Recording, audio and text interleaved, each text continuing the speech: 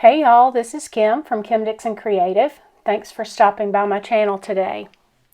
Today I have some projects that are part of Kendra's card challenge number 12. This is a hop and we are featuring some products from one of our sponsors, Altenew. I'm going to be using the Playful Wildflower bundle that features an embossing folder, a stencil that helps you color the embossed area, a stamp, and a die. This is a giveaway hop. You can win a digital giveaway prize from Cards by Kendra. When you finish the hop, complete the form in the description box below to enter the giveaway by November 4th. The winner will be randomly chosen and announced on the Cards by Kendra community tab. I'm going to be using 4 different sketches from Kendra's card challenge number 12 this time. Right now on the screen I have the stencil. I've already embossed a piece of white cardstock and I've placed the stencil over top of the embossed area, and I'm just going to blend some ink over each of the little images. I'm not going too crazy on this because I know I'm going to actually be cutting it up, and it's going to be, fairly small pieces that I cut it into. But I do, go on through and get these colored up with the ink. And it was a lot of fun to do that. This is the first time that I have done any kind of ink blending. It's the first time I had a set that works together like this with the stencil and the embossing folder.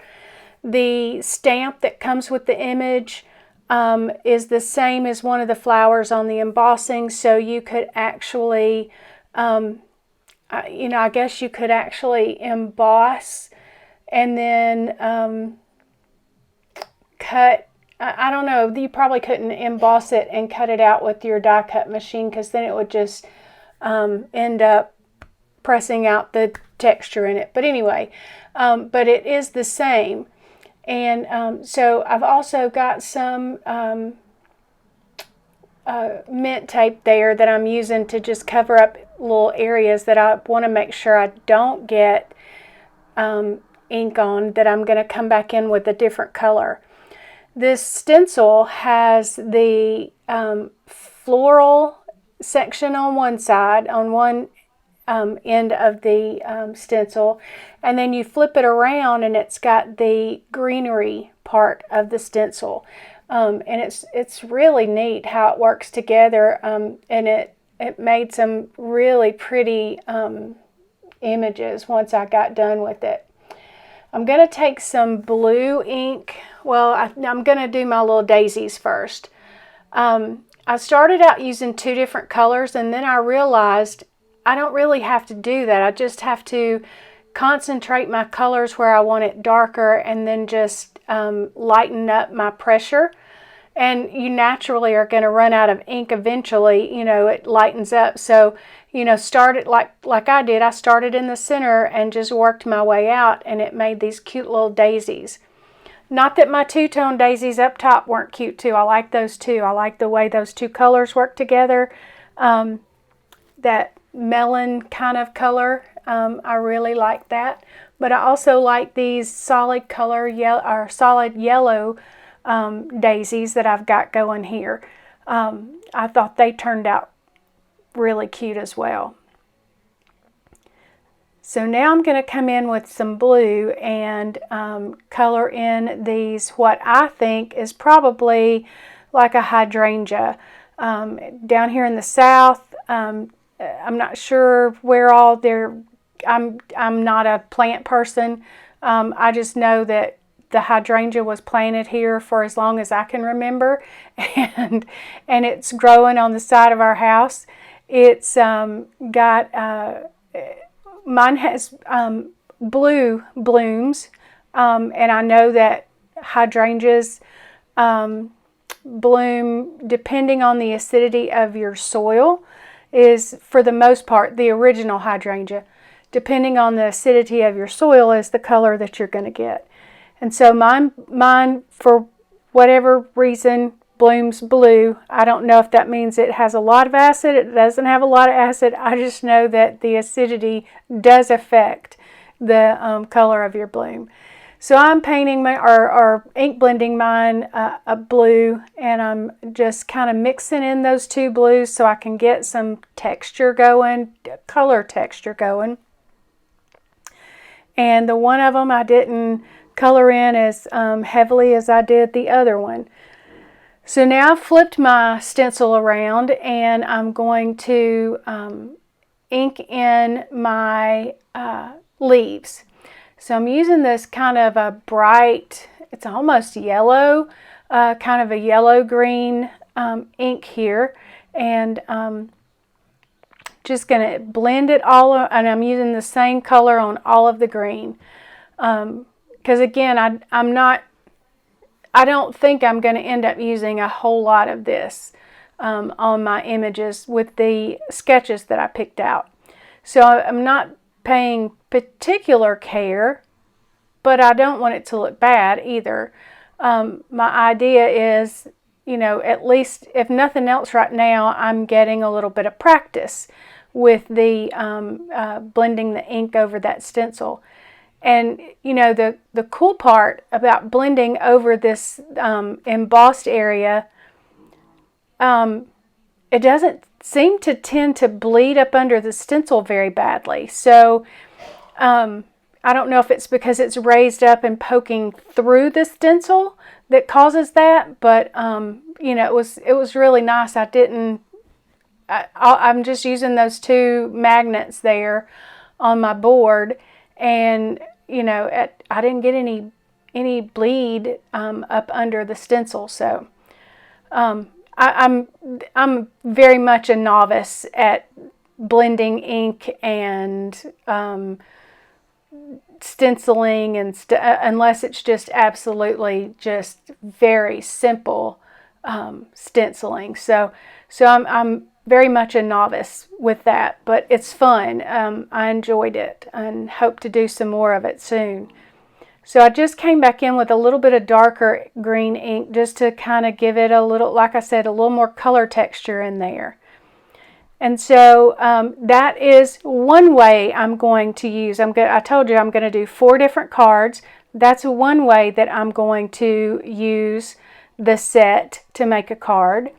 The second way, I've pulled out my Memento Tuxedo black ink, and I have the stamp, and I have a little scrap of Express It coloring card in my Misty, and I'm going to go ahead and stamp that little flower image there onto that coloring card, and I will pull out some Copic markers and color that image. Now, I am not going to bore you with you watching me color this image because it's very simple and easy to color. But there's the finished image. I'm going to pull out the die and get it fixed just like I want it, or as best as I can.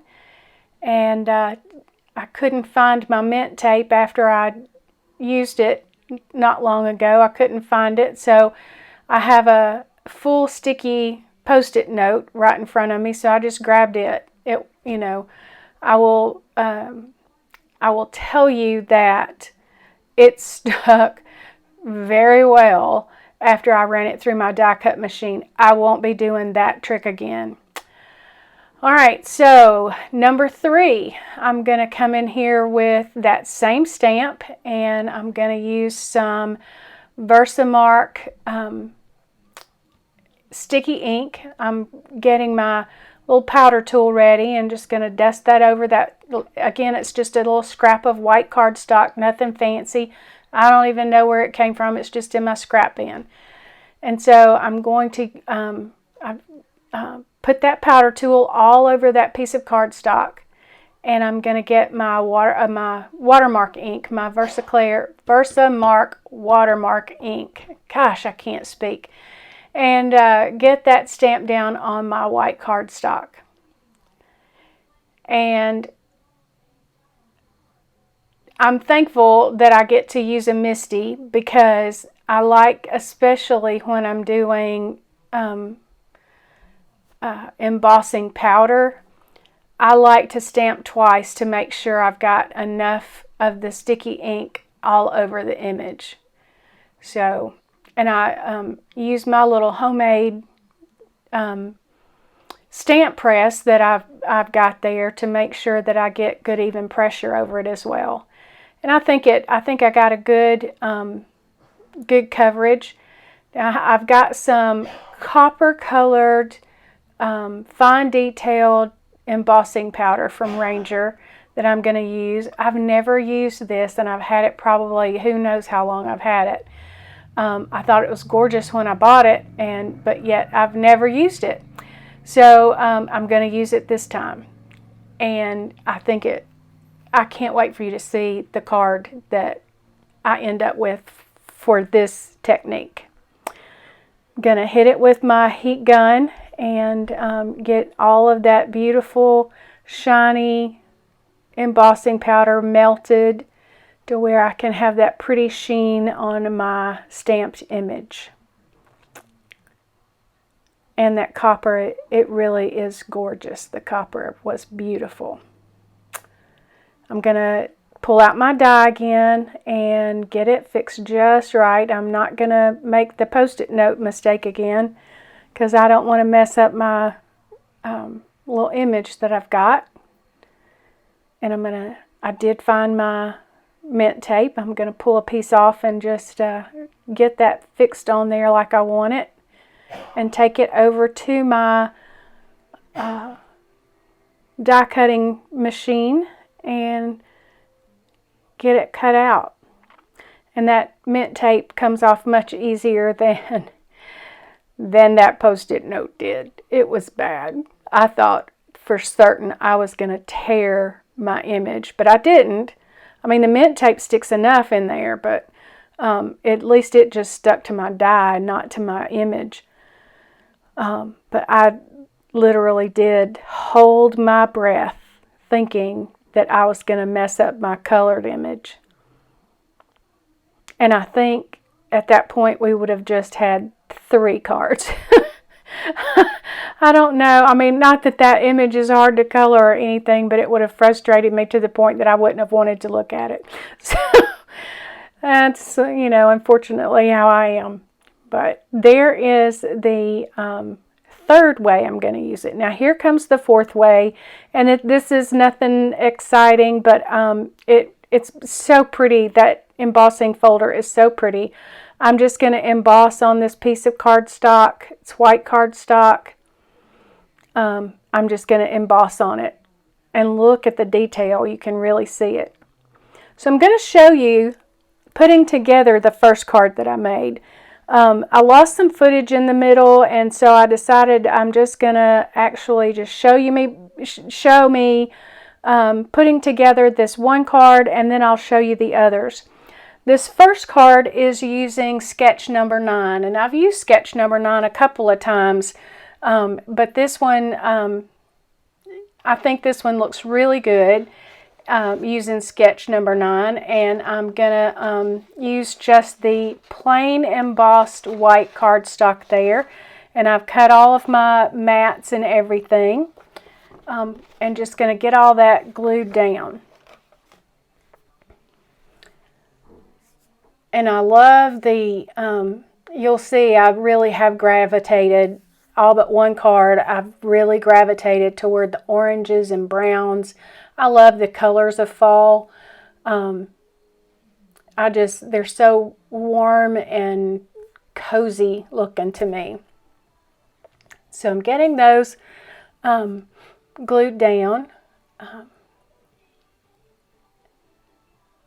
And this piece will go down toward the bottom of our card.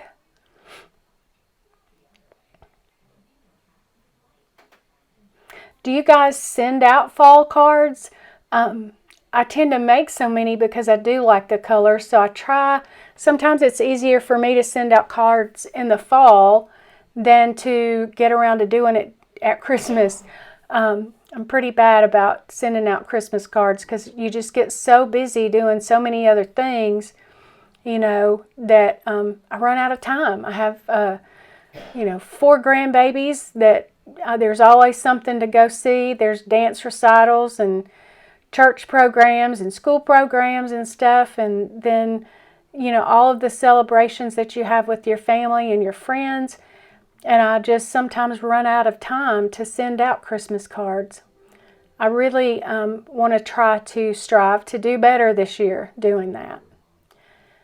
So I'm just going to take that embossed piece that I've cut down and glue it straight down onto my little orange mat there.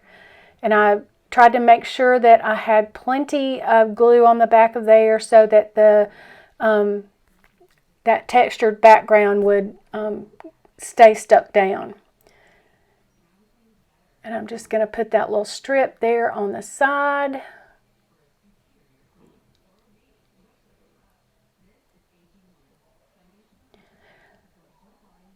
I'm going to leave a link in my description box below for all of for you to go and download the PDF of Kendra's Card Challenge number 12. What you want to do is download that, and when you make cards from it, go over to the Kendra's Card Challenge Facebook page, which will also be linked below, and upload your photos for chances to win all throughout the quarter. It's a lot of fun. So you want to make sure you get yours in there so you can first show off how great you are, and also for that chance to win a prize. So I stamped out, there's some really cute sentiments on that stamp set, and they're all kind of broken up so you can use them in all different ways. So I stamped out "I really miss you" and just fussy cut around it, and now I'm fussying with where I'm going to put it.